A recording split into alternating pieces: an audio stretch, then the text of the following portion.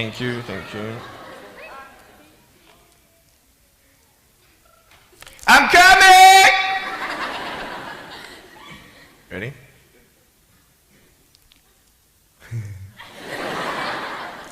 Hey, is that cool? Awesome.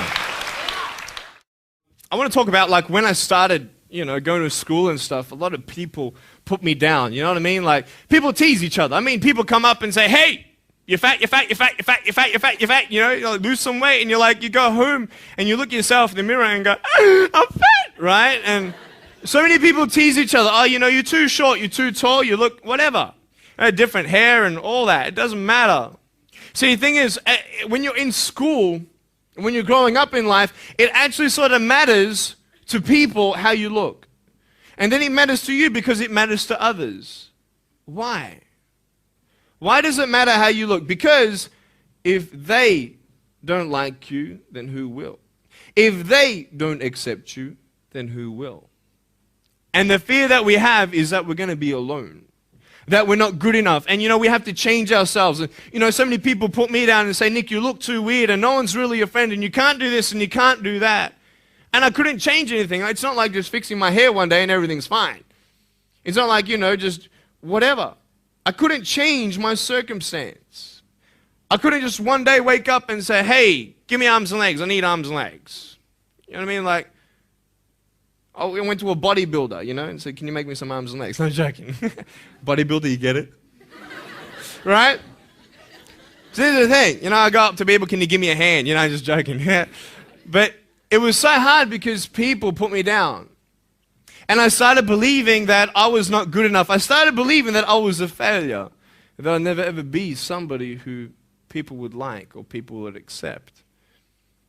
And it was so hard, man. I thought to myself, I can't go on the soccer field like everybody else, and I can't ride my bike, and I can't skateboard, and all these sort of things. And I started getting depressed. I thought, what kind of purpose do I have to live? I mean, are you just here to live to die? I mean, is there not a purpose for me? Is there not a purpose in life? And I had questions and no answers. And I asked my mum and dad, why did this happen? I asked doctors, why did this happen? And they don't know. There are some things in life that are out of your control that you can't change and you got to live with. The choice that we have, though, is either to give up or keep on going. I want to ask you, what are you going to believe? Are you going to believe in yourself? Are you going to believe everybody else's judgment on you? Are you going to believe people when they say that you're a failure? When no one really likes you, no one really cares about you? And it's not really to say that, hey, you need someone to come up and say, hey, really, I like you, I care about you. No, it's not that, but it's the fact that people put you down. People don't even look you in the eye. People ask you how you are, and you say fine, but you're not fine, and they'll never know that. I tell you, life is interesting. Life's a journey. See this phone here? Let's say that I want to go to the phone, right? And I start from over here. Now, to get to the phone, it's not like I'm going to start meditating and going hum, right? And float across the air, right? It's not going to work. It's not like I'm going to go hum and woo, it's not going to work. So I have to take one step at a time, one step at a time, one step at a time. You can only take one step at a time. I don't care how big your step is, it's only one step at a time. You can't do 2 steps in one. You understand? So it's like one step at a time. And you take steps in this direction, you take steps in that direction, sort of get lost along the way, and sometimes you fall down. Now, to illustrate my point, I'm going to jump off the table, do a back twist, and land on the floor. Okay? Is that cool? Are you ready? Oh, there's a clock there? Okay, can you move the clock for a second, please? Beautiful, beautiful. All right. You ready? So, are you guys ready? Just let me know when you're ready. Are you ready? Okay, ready? 1, 2. I'm joking, man. Are you serious? Just put the clock back there. If I did that, I'll break my arm or something. You know what I mean? But honestly, along the way, you might fall down like this. Ready? Right? Hello! Right. So what do you do when you fall down? Get back up. Everybody knows to get back up, because if I start walking, I'm not going to get anywhere. But I tell you, there are some times in life where you fall down and you feel like you don't have the strength to get back up.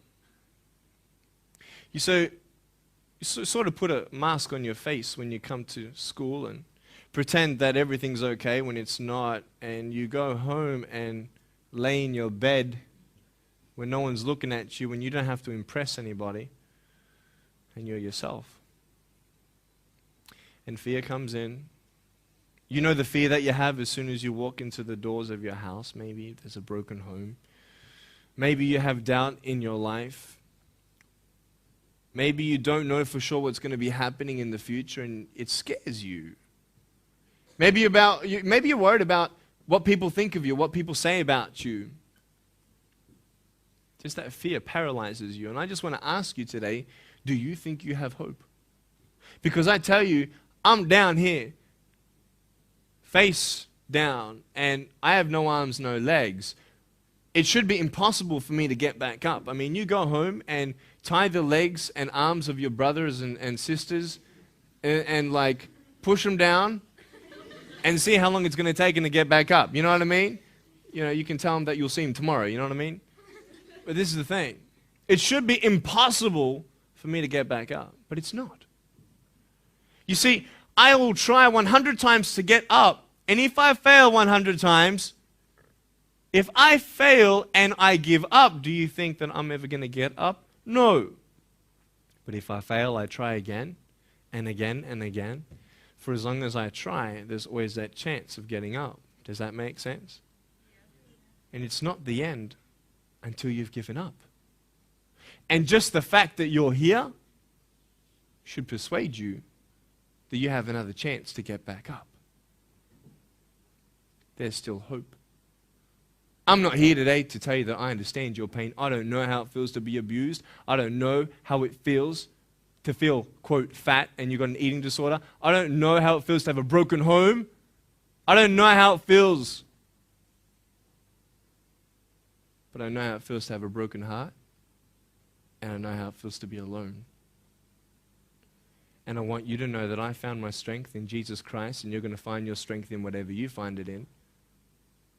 But I just want you to know that it's not the end. It matters how you're going to finish. Are you going to finish strong? And you will find that strength to get back up like this.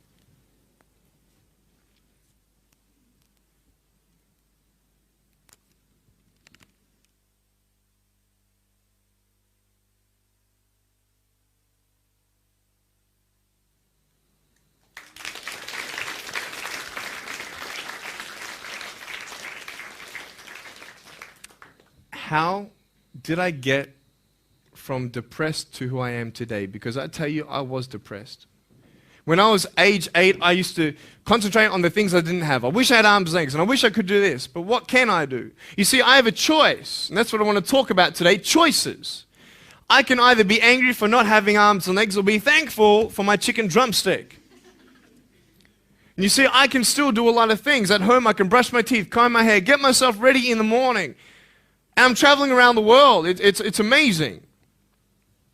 But I had to ask myself a couple questions. And the first question was really, who am I? Who am I?